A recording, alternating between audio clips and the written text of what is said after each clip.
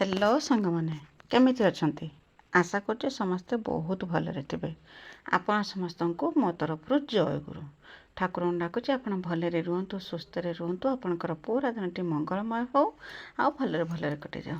तो मु भी भलरे अछि सबदिन भलिया हे आउ गोटे सुंदर सकाळ आरंभ आउ ए सुंदर सकाळ आउ गोटे फ्रेश नुआ ब्लॉग को मु पुष्प आपण समस्तंको स्वागत करछे।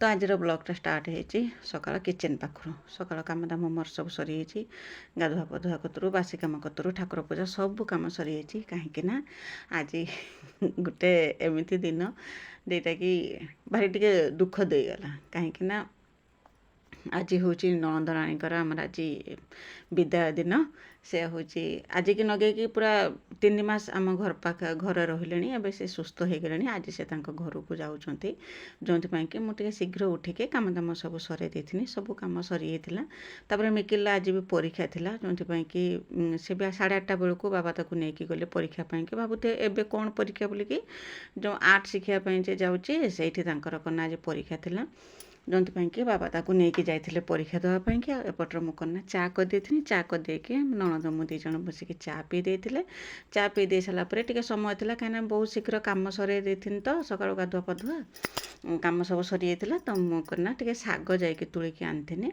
ताके करना सब मानने शाग माने से बाड़ीर जहाँ सब थिला विभिन्न प्रकार शाग सजना शाग कुशला शाग पालंग शाग जहाँ जहाँ कम सब होता सब शाग तुलिकी आनी ताके सब करना बसिक बागौते नणद भी जाकि मो पाखे से बसते तापर समय होता सकाळ खाଇବା समय होता तो मुझे आसती रुटी बनई नणद खाई जी बोलिकी कहीं बाबा जो मिकिल की नहीं जाते तो फोन कले तो कह रेडी होना जाऊे मुझे गलापर तो नहीं छाड़ी दे आस तो आम तो कहते बेलुड़ी जावाई कि से कहले ना जदि बेलुड़ी वर्षा हम कौन कर तो मुझे सकाळ बेला ही पलैसी तो ठीक अच्छे से जो शाग बागौले तो बाबा से समय फोन कले मुझे पलि आसती किचेन को आसिक नणद बन देती खाଇବା रुटी तरकारी बन देती से खाई खाई करना एवं से रेडी होती जावाई तो जीवा कथा कहने तो मुझे गला भिडियो कही बाप घर आसा कथा कहने समस्त मन दुख हो जाए से माने झी बुढ़ी है पर्यंत भी माने बाप घर पाखे तार लक्ष्य थाए कौन बाप घर कौन करुँच कौन ना सब बेले तार लक्ष्य थाए बाप भाई माँ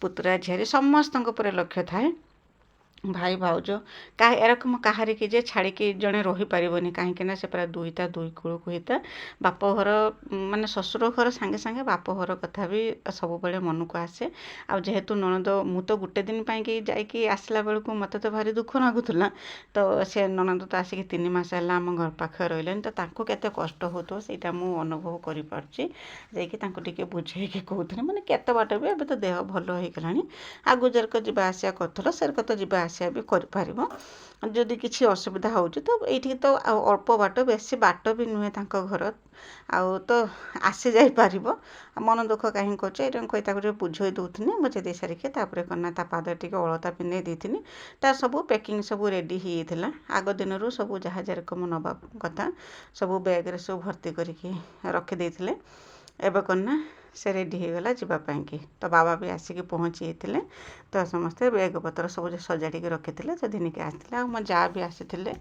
ताकू बाटे देवाई कि आग दिन तो समस्त पाखे से बुलिकी देखा करके समस्त पाखर आसा तो आज करना सकाळ बेला से बाहरी 10टा खंडे समय होगा बोधे मु घंटा देखी हाँ से 10टा खंडे समय हो बाबा कहले खरा है पुणी जीवे मिकिल छाड़ी देकी आस परीक्षा देवाई एपटे आसने नणद को छाड़िया जा नणद को छाड़ी आसला पुणी जीवे जो मिकिल परीक्षा देवाई कि जाइए से धिनिकी आसवे तो ये रकम बाबा पूरा बहुत बिजी अच्छा देखिए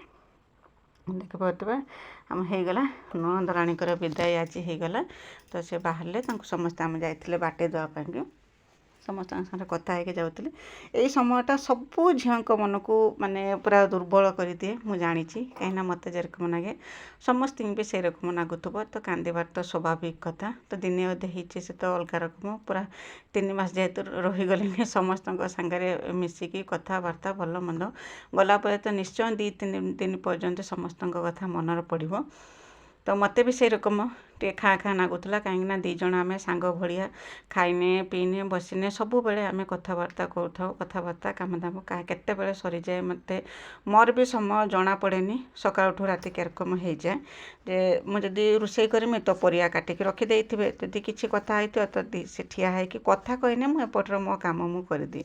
ତ ଏଇ ରକମ ସବୁ ଚାଲିଥିଲା 3 ମାସ ହେଲା। ତ ଆଜି ସେ ଯେହେତୁ ଯାଉଛନ୍ତି ମୋର ବି ମନ ଗୁଡ଼େଇ ହେଉଛି ଆଉ ତାଙ୍କର ବି ମନ ଗୁଡ଼େଇ ହେଉଛି। କ'ଣ କରିବା, ଏଟା ତ କର୍ମମୟ ଜୀବନ।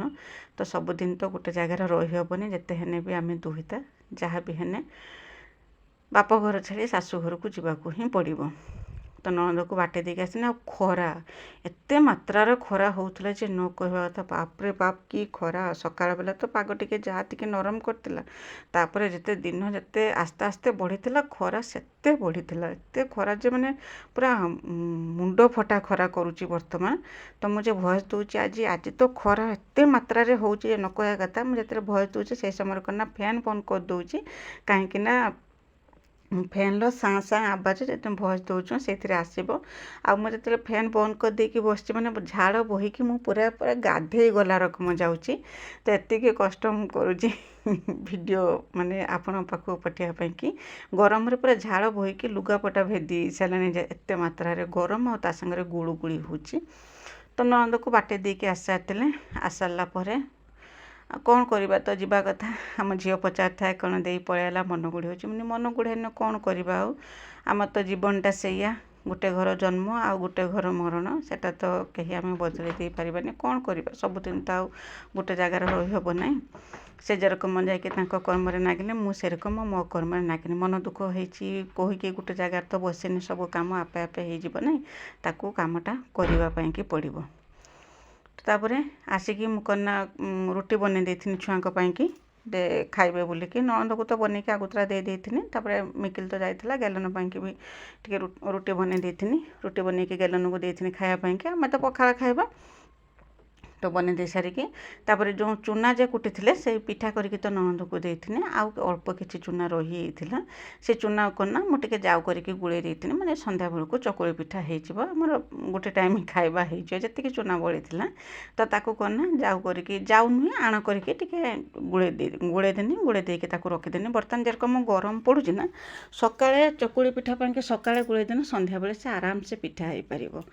ଏତେ ମାତ୍ରାରେ ଗରମ ପଡ଼ୁଛି। ତ ଜାଣିପାରୁଥିବେ ଆମ ଆଡ଼େ ତ ଏରକମ ଗରମ ପଡ଼ୁଛି। ଖାଲି ଆମ ଆଡ଼େ ମୁଁ କହିନେ ହେବନି, ଏ ଗରମଟା ପ୍ରାୟ ସବୁଆଡ଼େ ଏରକମ ଗରମ ହେଉଛି। ମୋ ଭଉଣୀମାନେ କେତେ ଗରମରେ କାମଦାମ କରୁଛନ୍ତି, ଯେରକମ ମୁଁ କାମଦାମ କରୁଛି ଗରମରେ ସେରକମ। ମୋର ତ ଦେହ ଶୁଖୁନାହିଁ। ଦେହ ଶୁଖୁନାହିଁ ଦେହର ଲୁଗା ଶୁଖୁନାହିଁ। ସକାଳଠୁ ରାତି ପର୍ଯ୍ୟନ୍ତ ଦେହର ଲୁଗା ଶୁଖୁନାହିଁ। 2 ଟାଇମ୍ ଲେଖା ଗାଧୁଆ ହେଉଛି। ତାପରେ କନା ମୁହଁ ଗୋଡ଼ ହାତ ତ ଦିନର 4 ଥର 6 ଥର ଲେଖା ଧୁଆ ହେଉଛି। ତାପରେ ବି ଗରମ ଏତେ ବାପରେ ବାପ କି ଗରମ, ଭୁଇଁରେ ବି ଚାଲି ହେଉନି ଏତେ ଜୋର। ଭୁଇଁ ବି ତାତି ହେଉଛି, ମାଟି ସେଟା ବି ତାତି ହେଉଛି, ଏତେ ମାତ୍ରାରେ ଗରମ ହେଉଛି। ତାପରେ ପିଠଉ ଗୁଳେଇ ଦେଇଥିଲି। ଗୁଳେଇ ଦେଇ ସାରିକି ତ ଦେଖିପାରୁଥିବେ କିଚେନ୍ର ଅବସ୍ଥା। ସେ ଗୋଟିଏ ତରକାରୀ ରାନ୍ଧିନେ ଯାହା ହେଇଯାଏ କିଚେନ୍, ପୁରା ଖେଳା ରକମ ହେଇଯାଏ, ସବୁ ଅସନା ହେଇଯାଏ। ଆଉ ରୁଟି ତରକାରୀ କନେ ବି ସେଇ ରକମ ହେଇଯାଏ। ତ କିଚେନ୍ ପୁରା ଅବ୍ୟବସ୍ଥ ହେଇକି ଥିଲା।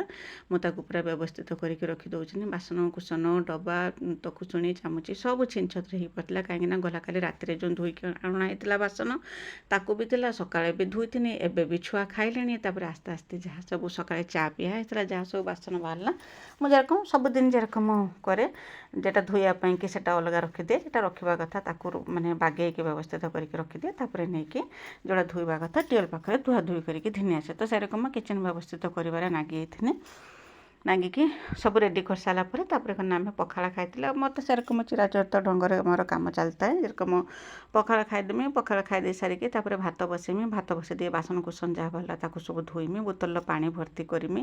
ଏଇରକ ତ ସବୁ ମୋର ଚିରାଚରିତ କାମ ମୋର ସେରକମ ଚାଲିଥାଏ। ଆଜି ବି ସେରକମ କାମ ଚାଲିଥିଲା, କାମ ବନ୍ଦ ନାହିଁ। ସବୁଦିନ ରୋଷେଇ, ସବୁଦିନ ଖିଆପିଆ, ଆଉ ସବୁଦିନ ସେଇ କାମ ହିଁ ସେଇ କାମ। କାହିଁକିନା ଘରର କାମ ସବୁଦିନ କାମ ଚାଲିଥାଏ। ଯେ ଘରର ଆଜି ଗୋଟେ କାମ ହେଲା, ଆସନ୍ତାକାଲି ଆଉ ଗୋଟେ କାମ ହେବ, ସେଇଆ ନୁହେଁ। ଘରର ସେ ଗୋଟିଏ କାମକୁ ପ୍ରତ୍ୟେକ ଦିନ କରିବାକୁ ପଡ଼ୁଥାଏ। ଜଣେ ଗୃହିଣୀ କି, ଖାଲି ମୁଁ ମୋ କଥା କହୁନି, ସମସ୍ତେ ଗୃହିଣୀ କି ଯେଉଁମାନେ ହାଉସ୍ ୱାଇଫ୍ ଅଛନ୍ତି ସେମାନେ ସମସ୍ତେ ଜାଣିছে ଯେ ତାଙ୍କୁ ଗୋଟିଏ କାମ ବାରମ୍ବାର ପ୍ରତ୍ୟେକ ଦିନ କରିବାକୁ ହୁଏ। ଆଉ ସେଇଟା କରିବା ପାଇଁକି ବି ଗୃହିଣୀମାନଙ୍କୁ ବି ବୋରିଂ ଲାଗେ ନାହିଁ। ଯେ ମୁଁ କାଲି ଏଇ କାମଟା କରିଥିନି ଆଜି ସେଇ କାମଟା କରିମିନି କି ମୁଁ 2 ମାସ ହେଲା ଲଗାତାର ଏଇ କାମଟା କରୁଛି ଆଜି ସେ କାମଟା କରିମିନି, ଏସବୁ ବି ବୋରିଂ ଲାଗେ ନାହିଁ ଆମ ଭଉଣୀମାନଙ୍କୁ। ମୋ ଭଳିଆ ଯେଉଁମାନେ ଅଛନ୍ତି ହାଉସ୍ ୱାଇଫ୍ ଅଛନ୍ତି, ଗୃହିଣୀ, ଗାଁର ଗୃହିଣୀ ରହିଛନ୍ତି, ସମସ୍ତଙ୍କୁ ବି ସେଇ ରକମ କେବେ ବି ବୋରିଂ ଲାଗେ ନାହିଁ। ତ ଜିନିଷପତ୍ର ସବୁ ବ୍ୟବସ୍ଥିତ କରିକି ରଖିଦେଇଥିନି, ରଖିଦେଇକି ଲୁଗାପଟା ଯେ ଧୋଇଥିନି ତାକୁ ସବୁ ଘିନି ଆସିଥିନି ଛାତକୁ ଶୁଖିବା ପାଇଁକି। ଆଉ ଛାତର ଅବସ୍ଥା ନ କହିବା ଭଲ, ପାଦ ରଖି ହେଉଥାଏନି। ଗଲା କାଲି ବେଳଓଳି ଯେ ଲୁଗା ସବୁ ଶୁଖେଇଥିନି ତାକୁ ଶୁଖିଯାଇଥିଲା, ତୁଳି ଦେଇଥିନି। ତାପରେ ଆଜିକା ଲୁଗା ଯେ ଥିଲା ତାକୁ ସବୁ କନା ଘିନି ଆସିଥିନି ଶୁଖେଇବା ପାଇଁକି। ଶୁଖେଇଦେମି, ଶୁଖେଇ ଦେଇକି ଯାଇକି କନା ଭାତ ଅଲରେଡ଼ି ମୁଁ ବସେଇ ଦେଇଥିନି ଚୁଲିରେ, ଭାତ ବସେଇ ଦେଇକି ତରକାରୀ ପତ୍ର ଯାହା କରିବା କଥା ଯାଇକି ଭାତ ହେଇସାରିଲା ପରେ ସବୁ କରିମି। ତ ଏଇ ରକମ କରିଥିଲା। ମୁଁ ଆଉ ବେଶୀ ଭିଡ଼ିଓ ବନେଇଥିଲିନି, କାହିଁକିନା ଭିଡ଼ିଓ ଲମ୍ବା ହେଇଗଲା ବେଳକୁ ତାକୁ ଏଡ଼ିଟିଂ କରିବା ପାଇଁ କଷ୍ଟ ହେଉଛି, ଆଉ ମୋତେ ନା ଆପଣମାନଙ୍କୁ ଦେଖିବା ପାଇଁକି ବି ବୋରିଂ ଲାଗୁଥିବ। ତ ସେଇଥିପାଇଁକି ତ ୟା ପରେ ମୁଁ ଆଉ କିଛି ଭିଡ଼ିଓ ବନେଇଥିଲିନି। ଆଶା କରୁଛି ଭିଡ଼ିଓଟି ଆପଣଙ୍କୁ ପସନ୍ଦ ଆସିଥିବ। ଆଉ ନଣନ୍ଦରାଣୀ ଆଜି ଆମର ବିଦା ହେଇକି ଗଲେ, କାହାକୁ ଏଇରକମ ଫିଲିଙ୍ଗସ୍ ଆସୁଛି ବାପଘର ଏତେ ଦିନ ରହିଲା ପରେ କିରକମ ନାଗେ ଯେତେବେଳେ ବିଦା ହେଇକି ଯାଆନ୍ତି, କମେଣ୍ଟ କରିକି ନିଶ୍ଚୟ ଜଣେଇବେ। ତ ଗଲା କାଲି ଭିଡ଼ିଓରେ ବିଜୟଲକ୍ଷ୍ମୀ ଦିଦି, ବିଜୟଲକ୍ଷ୍ମୀ ଅପା, ଡଲି ଦିଦି ଆଉ ସୁବ୍ରମଣ୍ୟ ଦିଦି ବହୁତ ସୁନ୍ଦର ସୁନ୍ଦର କମେଣ୍ଟ ଲେଖିଛନ୍ତି। ଖାସ୍ କରି ସୁବ୍ରମଣ୍ୟ ଦିଦି ପଚାରିଛନ୍ତି ଗ୍ୟାଲନ୍ର ମ୍ୟାଟ୍ରିକ୍ର ମାନେ କ'ଣ ହେଲା, ମ୍ୟାଟ୍ରିକ୍ ରେଜଲ୍ଟ କ'ଣ ହେଲା ବୋଲିକି। ତ ଦିଦି ଆଉ ତା ରେଜଲ୍ଟ ବି ଏତେ ବି ଖରାପ ହେଇନାହିଁ, କାହିଁକିନା 85% ମାର୍କ ସେ ରଖିଛି, ଯେଉଁଟାକି ଆମେ କହିତେ ସିନା କେବେ ବି ଆଶା କରିନଥିଲେ ସେରକମ ମାର୍କ ରଖିବ ବୋଲିକି। ତ ଯାହା ହଉ ଠାକୁରଙ୍କ ଦୟାରୁ ଆପଣ ସମସ୍ତଙ୍କ ଆଶୀର୍ବାଦରୁ ତା ରେଜଲ୍ଟ ଭଲ ହେଇଛି। ତ 85% ସେ ରଖିଛି। ତ ମୋତେ ଲାଗୁଛି ଆପଣ ଜାଣିକି ବହୁତ ଖୁସି ହେବେ। ଆଉ ଗେଲନକୁ ଏଇରକମ ଆଶୀର୍ବାଦ ଦିଅନ୍ତୁ, ଯେରକମ ସେ ଆଗକୁ ବି ଏଇରକମ ଉନ୍ନତି କରୁ, ଆଉ ଆଗକୁ ବି ଭଲ ପାଠ ପଢ଼ୁ। ଏତିକି ଖାଲି ଆପଣମାନେ ତାକୁ ଆଶୀର୍ବାଦ କରନ୍ତୁ। ତ ଆପଣ ସମସ୍ତଙ୍କୁ ମୋ ତରଫରୁ ବହୁତ ବହୁତ ଧନ୍ୟବାଦ ଯେ ମୋ ଭିଡ଼ିଓ ଦେଖି ଏତେ ସୁନ୍ଦର ସୁନ୍ଦର କମେଣ୍ଟ ଲେଖିଥିବାରୁ। ତାପରେ ଲୁଗାପଟା ସବୁ ତ ତୋଳିକି ଘିନି ଆସିଥିଲି, ପାଦ ପକେଇ ହେଉଥାଏ, ଏତେ ଗରମ ହେଉଥିଲା, ତାକୁ ସବୁ ଭିତରକୁ ଘିନି ଆସିକି ସବୁ ତ ସେଇଟା ବାହାର କରିଥିଲି, ତାକୁ ଗୁଛେଇକି ସବୁ ଘରକୁ ଆଣିକି ରଖିଦେଇଥିଲି। ଆଉ ତାପରେ ଯାଇଥିଲି କନା ଚୁଲି ପାଖକୁ, ଭାତ ବସେଇଥିଲି, ତାପରେ କନା ତରକାରୀ କରିଥିଲି, ତରକାରୀ କରିକି ଘିନିକି ଆସିଥିଲି। କେ ରକମ ରନ୍ଧାବଢ଼ା ଭଲ ମନ୍ଦ କରୁଛି ସେଇଟା ମୁଁ ହିଁ କେବଳ ଜାଣିଛି। କେତେ ଗରମ ହେଉଛି, ଏତେ ଗରମର 1-1:30 ପର୍ଯ୍ୟନ୍ତ ସବୁବେଳେ ଚୁଲି ପାଖରେ ବସିକି ରହିକି କେତେ ଯେ କଷ୍ଟ ହେଉଛି ସେଇଟା କେବଳ ଜଣେ ଗୃହିଣୀମାନେ ହିଁ ଜାଣିଥିବେ। ତ ଆଜି ପାଇଁ ରହୁଛି, ବାଏ ବାଏ, ଜୟ ଗୁରୁ।